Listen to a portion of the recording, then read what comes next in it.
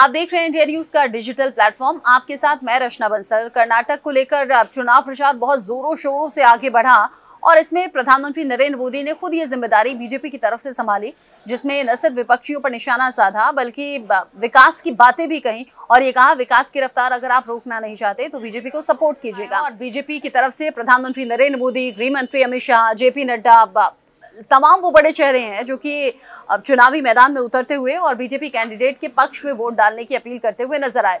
इस बीच प्रभु श्री राम के नाम को लेकर जब राजनीति में एक्सपेरिमेंट किया गया है, उस एक्सपेरिमेंट में बीजेपी सफल हुई है। कर्नाटक चुनाव में बजरंगबली का जिक्र भी खूब बढ़ चढ़कर हो रहा है। प्रधानमंत्री नरेंद्र मोदी जब कर्नाटक में चुनाव प्रचार के लिए पहुंचे थे तो मंच से उन्होंने बजरंगबली जय के नारे लगाए और इस पर जो आम लोग थे वो बहुत ज्यादा उत्साहित होते हुए नजर आए और पीछे पीछे प्रधानमंत्री नरेंद्र मोदी के उन्होंने बजरंगबली जय के नारे लगाए और ये कुछ सेकंड तक लगातार चलता रहा। दोनों हाथ ऊपर करके मेरे साथ बोलिए, बजरंगबली की, बजरंगबली की, बजरंगबली की, भारत माता की, भारत माता की। प्रधानमंत्री ने अनोखे स्टाइल में कहा कि जो लोग यहाँ पर मौजूद हैं वो लोग अपने फोन की फ्लैशलाइट जलाइए और मुझे बताइए कि हाँ आप समर्थन करते हैं या नहीं। ये एक अलग तरह की तस्वीर थी और कर्नाटक के मुदब्रिदी में ये सब कुछ हो रहा था। एक एक दिन में 5-5, 6-6 जगह रैलियां करके प्रधानमंत्री नरेंद्र मोदी ने बीजेपी के पक्ष में माहौल बनाया है, लोगों से वोट करने की अपील की है। अब जब बजरंगबली की एंट्री हो गई है तो सिर्फ कर्नाटक तक नहीं रुकी है बल्कि बीजेपी के अलग अलग स्टेट में जो नेता हैं, जो बड़े चेहरे हैं, वो बजरंगबली को देखकर बयान दे रहे हैं। कहीं बजरंगबली का पाठ कराया जा रहा है, कहीं हनुमान चालीसा पढ़ी जा रही है। मतलब प्रभु श्री राम के बाद अब बजरंगबली का आशीर्वाद लेकर कर्नाटक में चुनाव में जीत हासिल करना चाहते हैं, फतेह हासिल करना चाहते हैं बीजेपी नेता।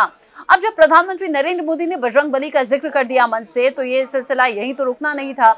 हरियाणा के गृह मंत्री हैं अनिल विज, उन्होंने यहाँ सीधे सीधे कांग्रेस को निशाने पर ले लिया और ये कह दिया कि बजरंगबली से अगर पंगा ले लिया है कांग्रेस ने तो उसी का नतीजा है कि कांग्रेस फिर इस तरह से झेल रही है। अनिल विज ने कहा कि कांग्रेस की जो लंका है उसमें आग लगाने का काम बजरंगबली करेंगे। अनिल विज के इस बयान की खूब चर्चा हो रही है। उन्होंने कहा कि कांग्रेस ने हनुमान जी से पंगा लिया है तो निश्चित है कि हनुमान जी कांग्रेस की लंका को खाक कर देंगे। जिस तरीके से बीजेपी ने घोषणा पत्र जारी किया, फिर कांग्रेस ने घोषणा पत्र जारी किया और कांग्रेस ने घोषणा पत्र में कहा कि पीएफआई और बजरंग दल जैसे जितने भी संगठन हैं उन्हें हम बैन कर देंगे। यहाँ बजरंग का जो जिक्र किया, बजरंग दल का, वहीं से बजरंगबली का जिक्र शुरू हो गया है और अब बीजेपी ने इस तरीके से, उस अंदाज में कांग्रेस के इस कदम का जवाब देने की ठानी है। यहाँ तक कि इस तरीके से भी निशाना साधा जा रहा है कांग्रेस की इस बात का कि किसी भी स्टेट के पास, यानी कि राज्य सरकार के पास ये अधिकार नहीं होता कि किसी भी संगठन को बैन किया जाए। ये केंद्र के पास सीधे सीधे अधिकार होता है और ना तो पीएफआई, ना तो बजरंग दल, ना तो कोई और संगठन, इस पर बैन राज्य सरकार नहीं लगा सकती है। इसीलिए कांग्रेस के मैनिफेस्टो में ये जो एक वादा किया गया है इसे सिरे से खारिज भी बीजेपी ने कर दिया है, गलत भी ठहरा दिया है। लेकिन अनिल विज का ये जो बयान बहुत ज्यादा चर्चा में, एक बार सुनिए क्या कहा कांग्रेस को लेकर।